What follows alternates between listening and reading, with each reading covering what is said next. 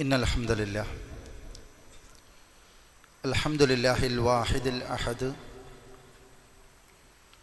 الفرد الصمد الذي لم يلد ولم يولد ولم يكن له كفوا أحد. اللهم صل على محمد وعلى آل محمد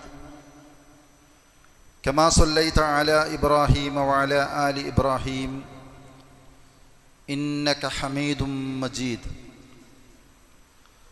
اللهم بارك على محمد وعلى آل محمد كما باركت على إبراهيم وعلى آل إبراهيم إنك حميد مجيد. أما بعد فإن خير الكلام كلام الله وخير السنن سنن محمد صلى الله عليه وسلم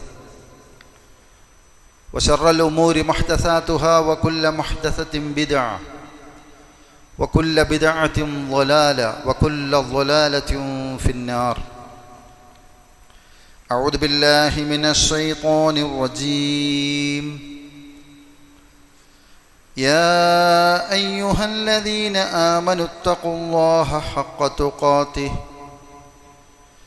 ولا تموتن إلا وأنتم مسلمون.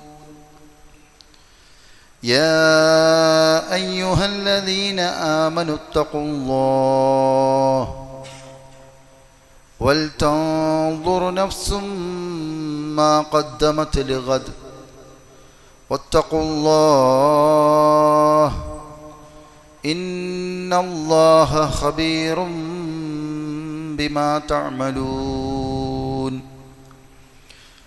بسم الله الرحمن الرحيم. يوم ترى المؤمنين والمؤمنات يسعى نورهم بين أيديهم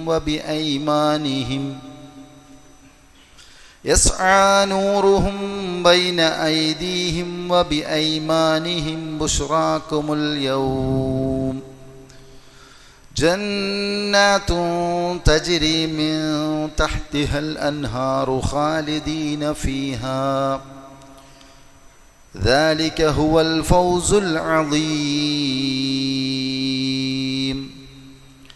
يوم يقول المنافقون والمنافقات للذين آمنوا انظرنا نقتبس من نوركم قيل ارجعوا وراءكم فالتمسوا نورا فضرب بينهم بسور له باب باطنه فيه الرحمة وظاهره من قبله العذاب.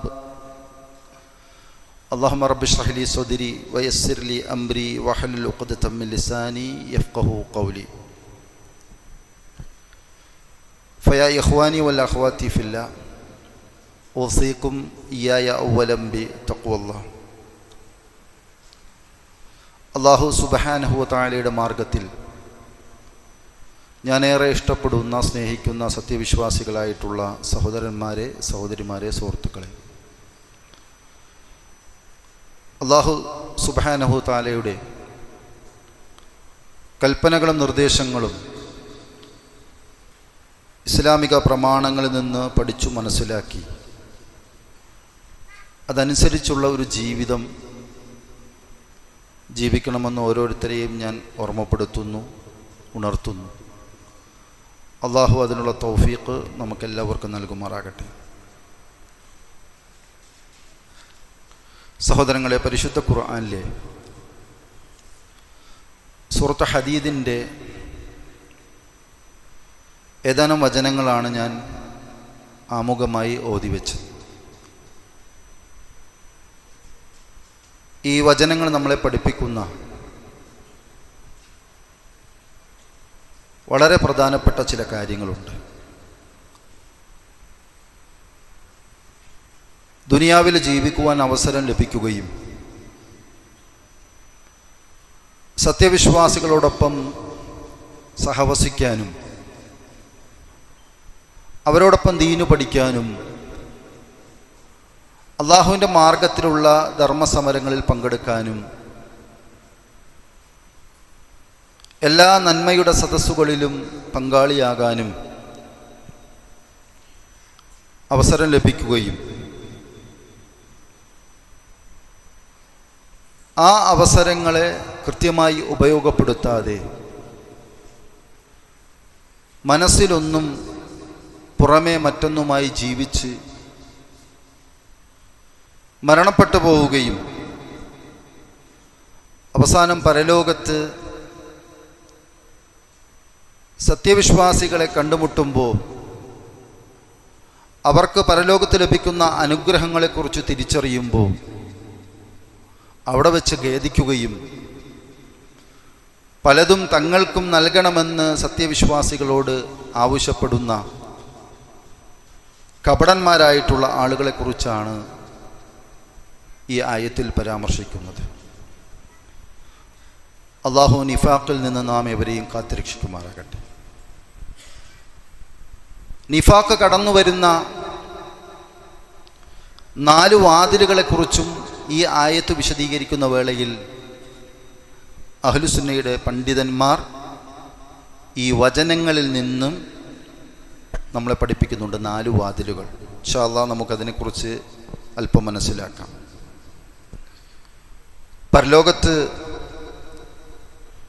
സത്യവിശ്വാസികളുടെ മുന്നിലും വലതുവശത്തുമായി പ്രത്യേകമായ പ്രകാശമുണ്ടായിരിക്കും. ആ പ്രകാശത്തെക്കുറിച്ച് നിരവധി ഖുർആനിക വചനങ്ങളിലും ഹദീസുകളുമൊക്കെ പരാമർശിക്കപ്പെട്ടിട്ടുണ്ട്. ദുനിയാവിൽ അവർ ഉളൂ ചെയ്തതിൻ്റെ പ്രകാശമാണ് എന്ന് പറയപ്പെട്ടിട്ടുണ്ട് പണ്ഡിതന്മാർ. അതോടൊപ്പം അവരുടെ സൽക്കർമ്മങ്ങളാണ് അവിടെ പ്രകാശിക്കപ്പെടുന്നത് എന്നും പറഞ്ഞിട്ടുണ്ട്. സത്യനിഷേധികളുടെ മുഖങ്ങൾ കറുത്തിരുണ്ടു പോകുമ്പോൾ സത്യവിശ്വാസികൾ പ്രത്യേകമായ പ്രകാശത്തിലായിരിക്കും പരലോകത്ത്. ആ സമയത്ത് കപടന്മാരായിട്ടുള്ള ആളുകൾ സത്യവിശ്വാസികളോട് നടത്തുന്ന ചില വർത്തമാനങ്ങളാണ് സൂറത്ത് ഹദീദിൻ്റെ 12 മുതൽ 14 വരെയുള്ള വചനങ്ങളിൽ. അല്ലാഹു സുബ്ഹാനഹു തആല പറയുന്നു, യൗമ തറൽ മുഅ്മിനീന വൽ മുഅ്മിനാതി യസ്ആ നൂറുഹും ബൈന ഐദീഹിം വബിഐമാനിഹിം.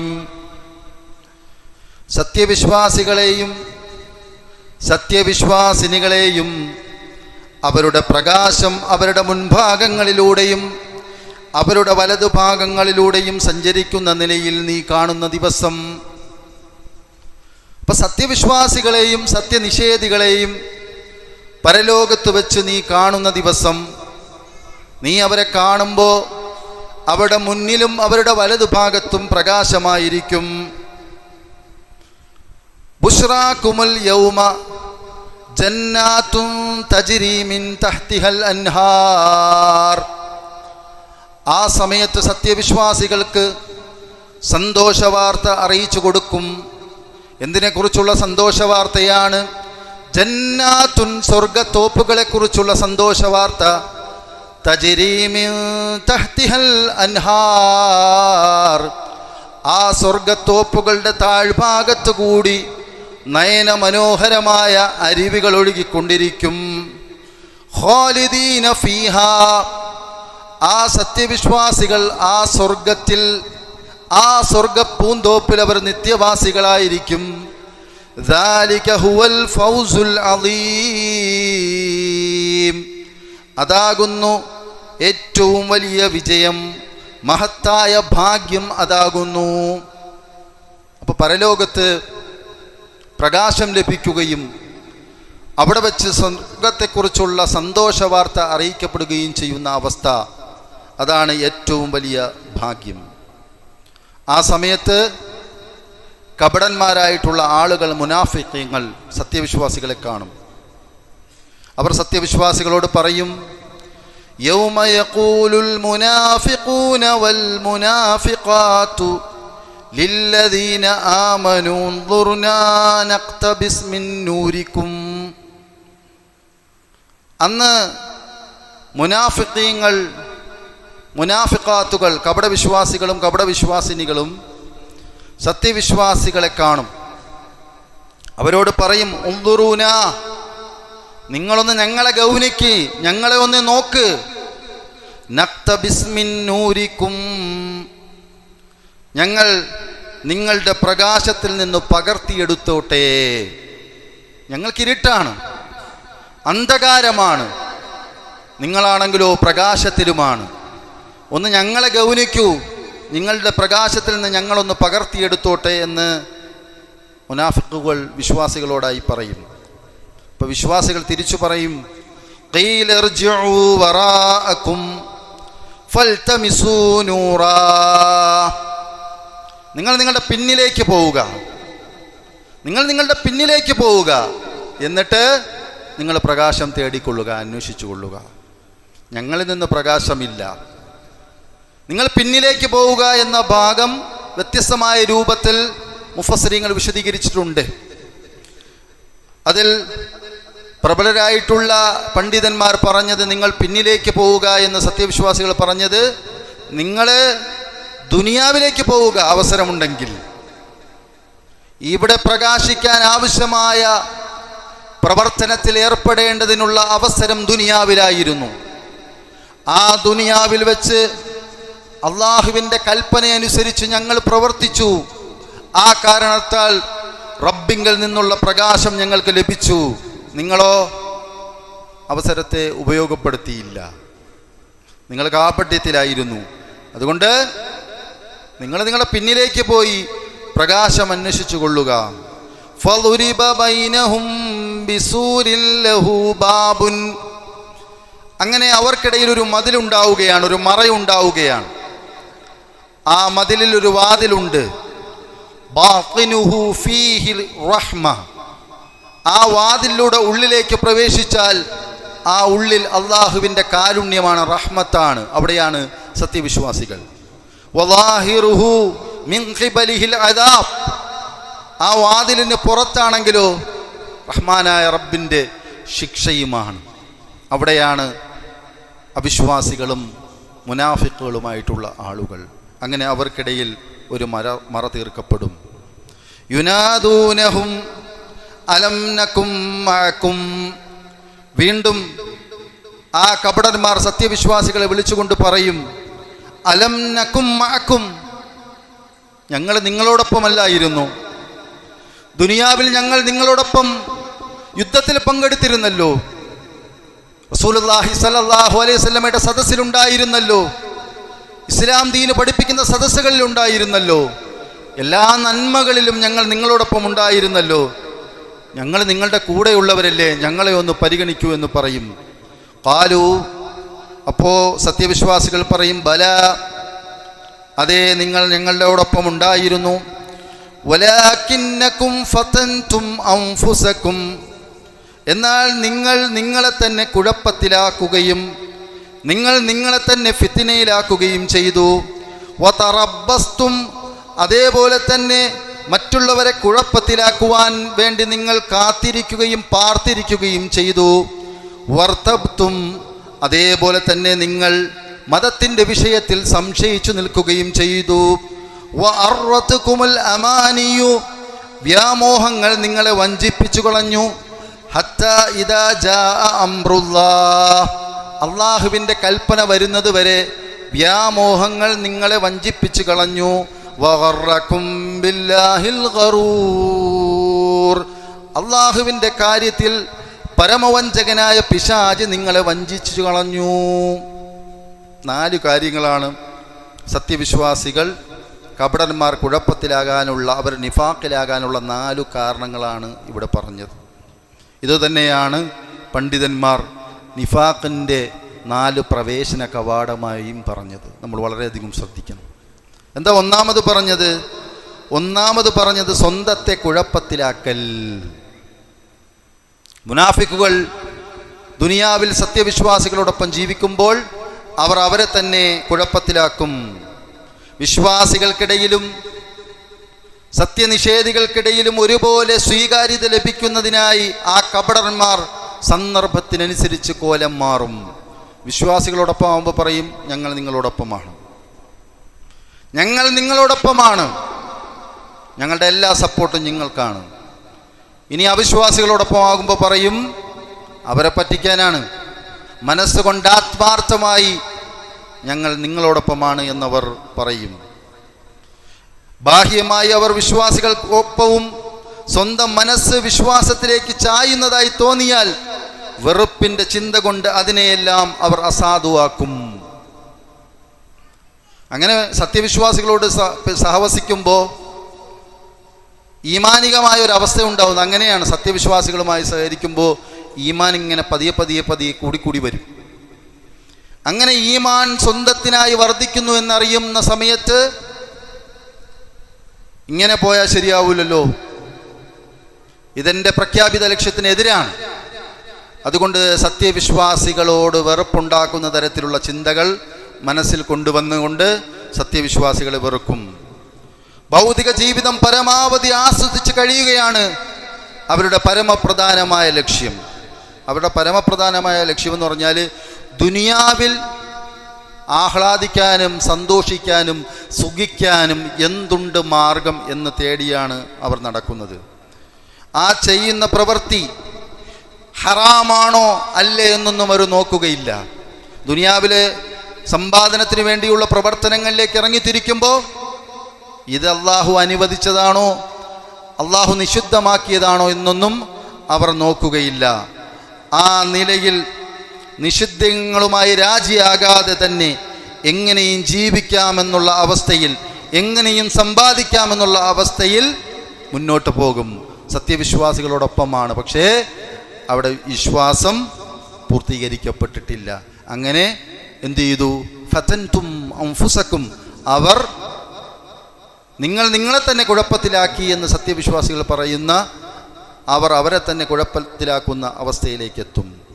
രണ്ടാമതായ ആയത്തിൽ പറഞ്ഞത് മറ്റുള്ളവരുടെ നാശത്തിനായി കാത്തിരിക്കൽ ഒരിക്കലും ഉണ്ടാകാൻ പാടില്ല. പ്രിയമുള്ള സഹോദരന്മാരെ, നിഫാഖിൻ്റെ വാതിലാണത്. നിഫാഖിൻ്റെ വാതിലാണ്. ഒന്നാമത്തത് സ്വന്തത്തെ തന്നെ കുഴപ്പത്തിലാക്കിയെങ്കിൽ, രണ്ടാമത്തത് നിഫാഖിൻ്റെ മറ്റൊരു വാതിലാണ് മറ്റുള്ളവരുടെ നാശത്തിനായി ഒരിക്കലും കാത്തിരിക്കാൻ പാടില്ല. കപടവിശ്വാസികളിലുണ്ടായ രണ്ടാമത്തെ സ്വഭാവമായി എണ്ണിയത് ഇതുതന്നെയാണ്. മറ്റുള്ളവരുടെ നാശത്തിനായി ആഗ്രഹിക്കുകയും അതിനായി കാത്തിരിക്കുകയും ചെയ്യും. ഇന്ന വ്യക്തിക്ക് അല്ലെങ്കിൽ ഇന്ന സമൂഹത്തിന് അവർക്കൊരു പരാജയം സംഭവിക്കണം, അവർക്കൊരു നഷ്ടമുണ്ടാകണം, അതിനുവേണ്ടി തക്കം പാത്തിരിക്കുന്ന അവസ്ഥ ഒരിക്കലും ഉണ്ടാകാൻ പാടില്ല. പ്രത്യേകിച്ച് വിശ്വാസികളുടെ നാശമാണ് അവർ കാണുന്നത്.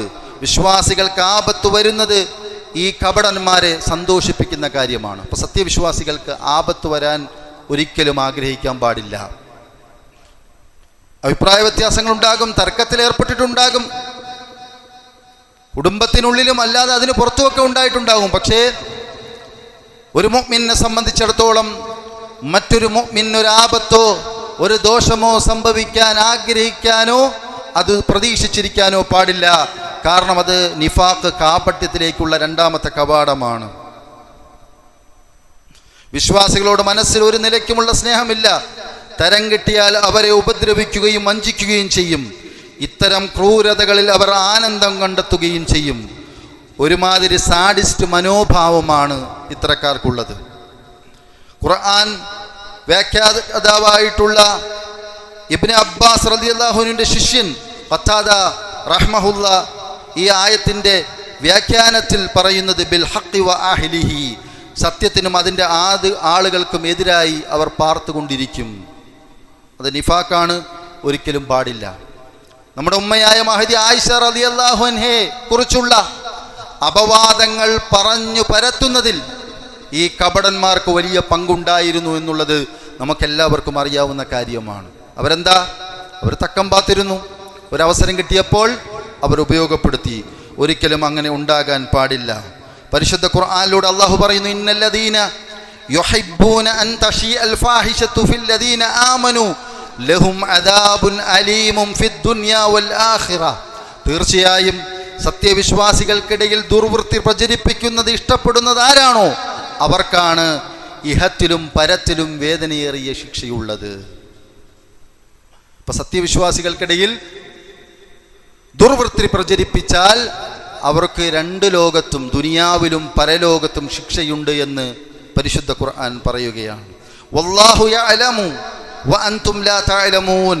അല്ലാഹു അറിയുന്നു, അല്ലാഹു കാര്യങ്ങൾ അറിയുന്നു, നിങ്ങൾ കാര്യങ്ങൾ അറിയുന്നതേ ഇല്ല. അതുകൊണ്ട് പ്രിയമുള്ള സഹോദരന്മാരെ, നിഫാഖിൻ്റെ രണ്ടാമത്തെ പ്രവേശന കവാടമായി പറഞ്ഞത് അതാണ്. സത്യവിശ്വാസികൾക്ക് ദോഷമുണ്ടാകാൻ വേണ്ടി പ്രതീക്ഷിച്ചിരിക്കുക എന്നുള്ളത്. മൂന്നാമത്തെ കാര്യം, മതകാര്യങ്ങളിൽ ദീനിൻ്റെ വിഷയത്തിൽ സംശയിച്ചു കൊണ്ടേയിരിക്കൽ.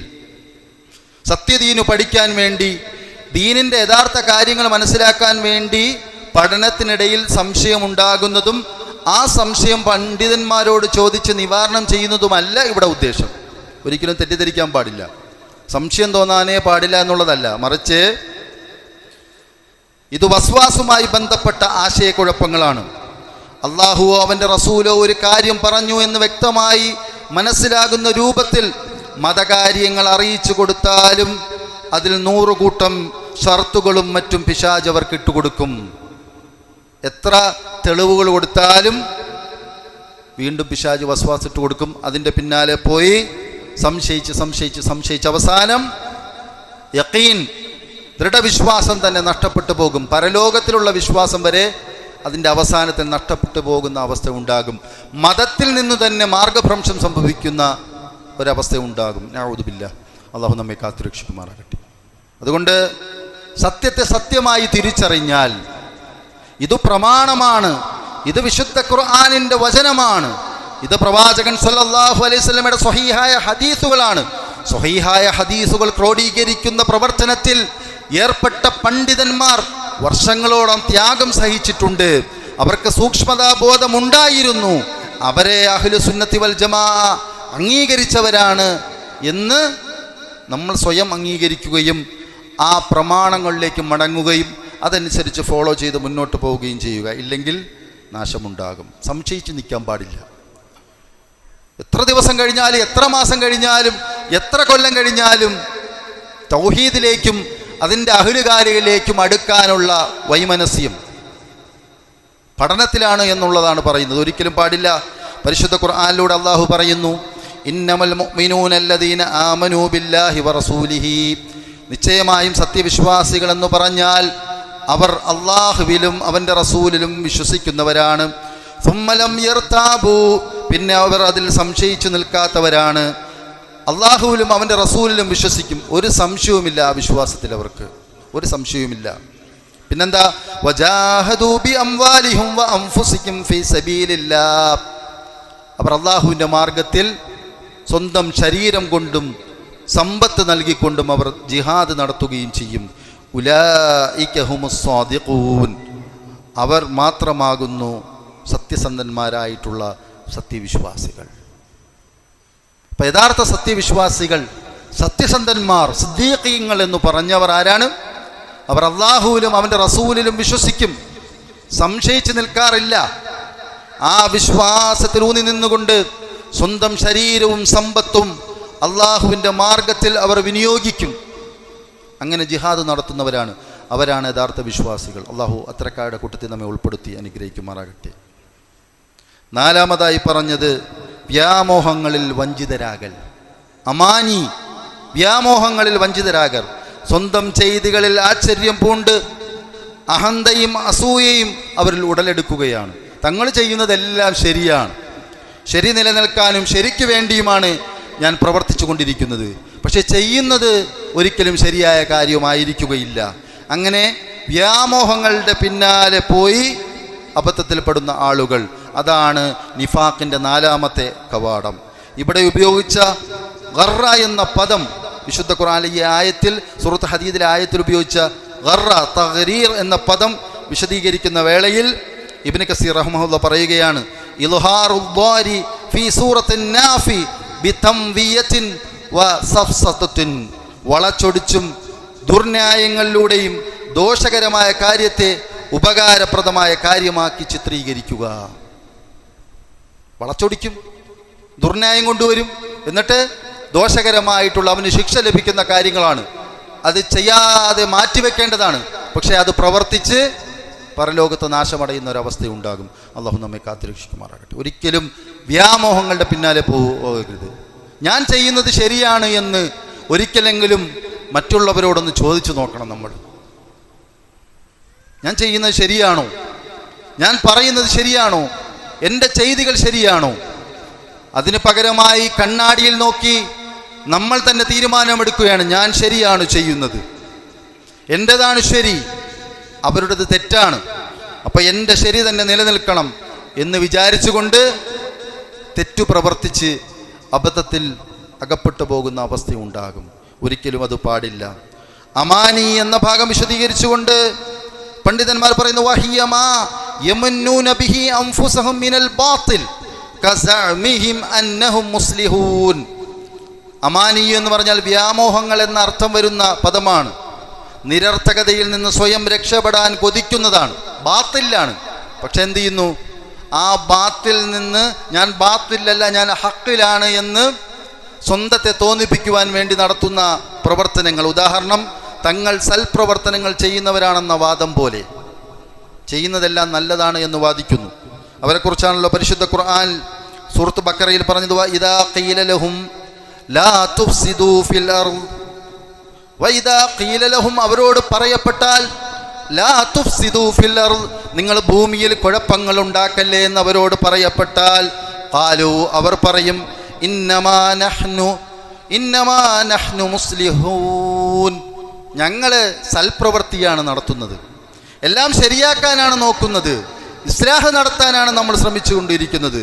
അലാ ഇന്നഹും ഹുമുൽ മുഫ്സിദൂൻ വലാകിൻ ലാ യശ്ഉറൂൻ.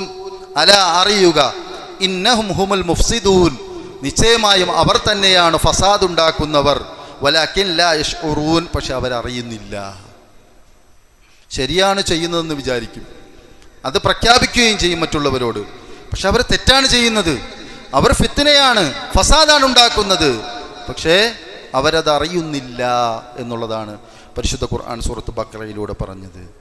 അതുകൊണ്ട് പ്രിയമുള്ള സഹോദരന്മാരെ, 4 നിഫാഖിൻ്റെ പ്രവേശന കവാടങ്ങളെക്കുറിച്ചാണ് സൂറത്തുൽ ഹദീദിലെ 12 മുതൽ 14 വരെയുള്ള വചനങ്ങളിൽ പറഞ്ഞത്.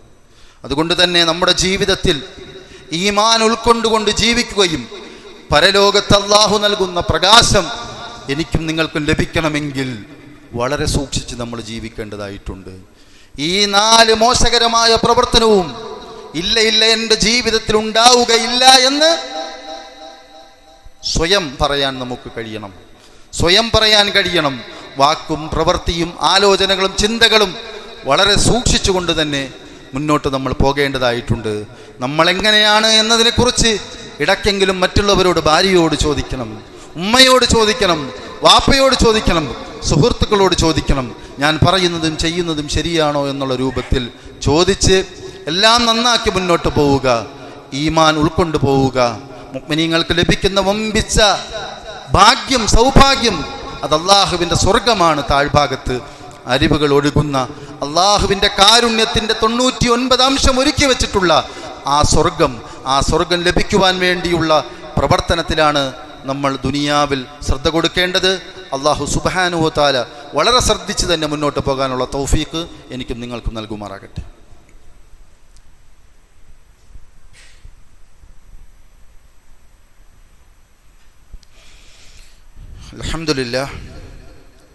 അൽഹംദുലില്ലാഹി റബ്ബിൽ ആലമീൻ വലാഖിബതു ലിൽ മുത്തഖീൻ വലാ ഉദ്വാന ഇല്ലാ അലൽ ളാലിമീൻ ഉസല്ലി വനുസല്ലിമു അലാ അഷ്റഫിൽ അംബിയാഇ വൽ മുർസലീൻ നബീന മുഹമ്മദ് ബിൻ അബ്ദില്ലാഹ് വഅലാ ആലിഹി വസഹ്ബിഹി അജ്മഈൻ അമ്മാ ബഅദ്. ഇത്തഖുല്ലാഹ യാ ഇബാദല്ലാഹ്.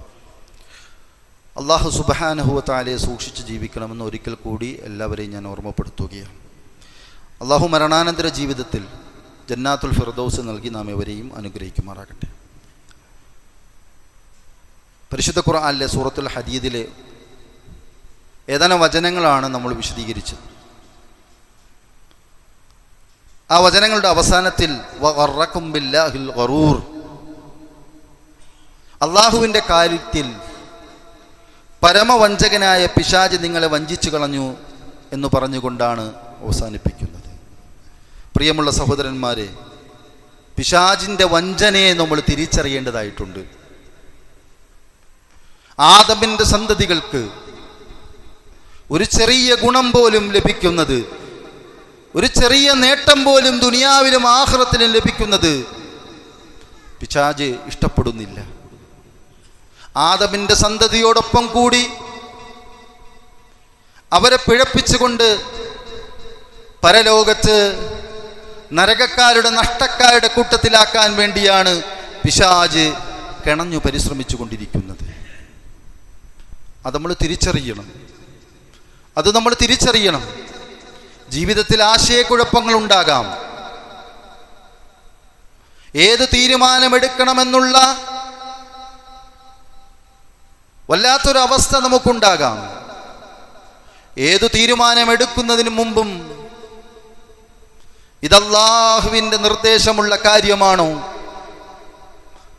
അതോ പൈശാചികമായിട്ടുള്ള കാര്യമാണോ, നന്മയിലാണോ തിന്മയിലാണോ എന്ന് നോക്കുക.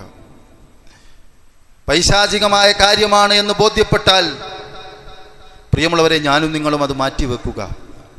കാരണം അല്ലാഹുവിൻ്റെ വിഷയത്തിൽ ജനങ്ങളെ പിശാച് ഫിത്നയിലാക്കും, കുഴപ്പത്തിലാക്കും. അത് നമ്മൾ മനസ്സിലാക്കണം.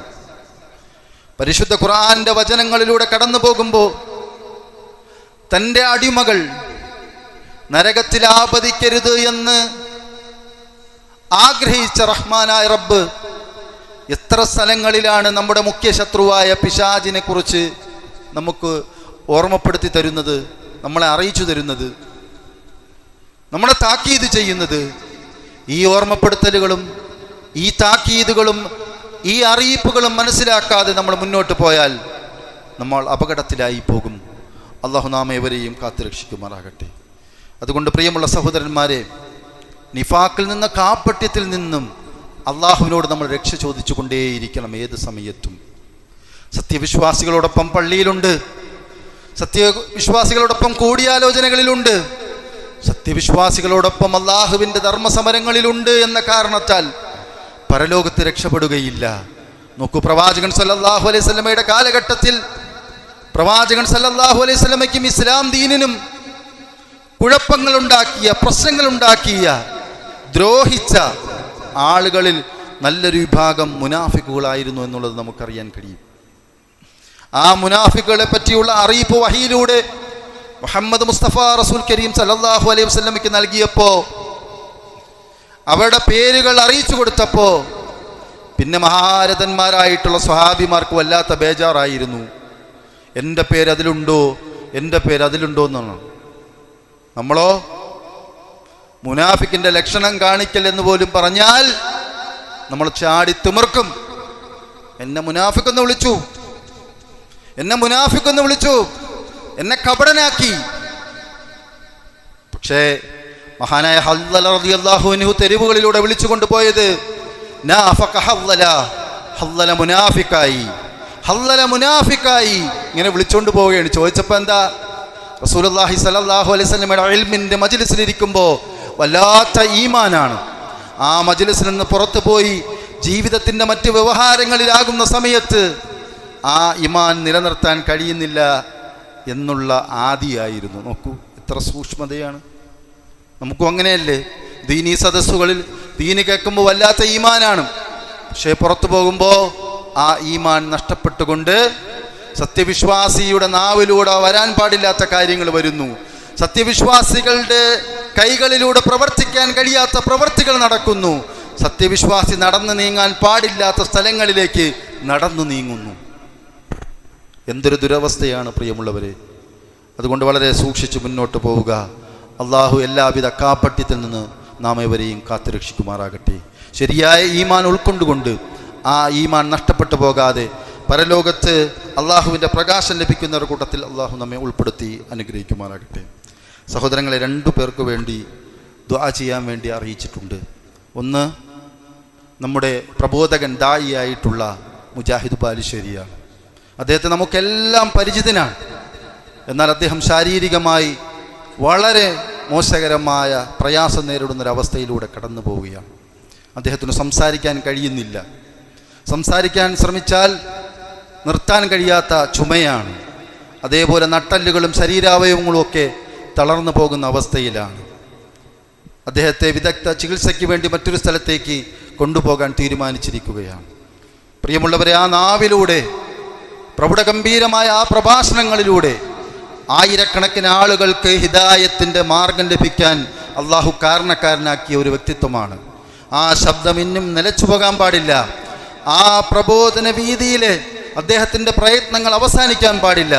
അതുകൊണ്ട് ഈ ജുമാ ദിവസം നമ്മളെല്ലാവരും അദ്ദേഹത്തിന് വേണ്ടി ആത്മാർത്ഥമായി പ്രാർത്ഥിക്കേണ്ടതായിട്ടുണ്ട്.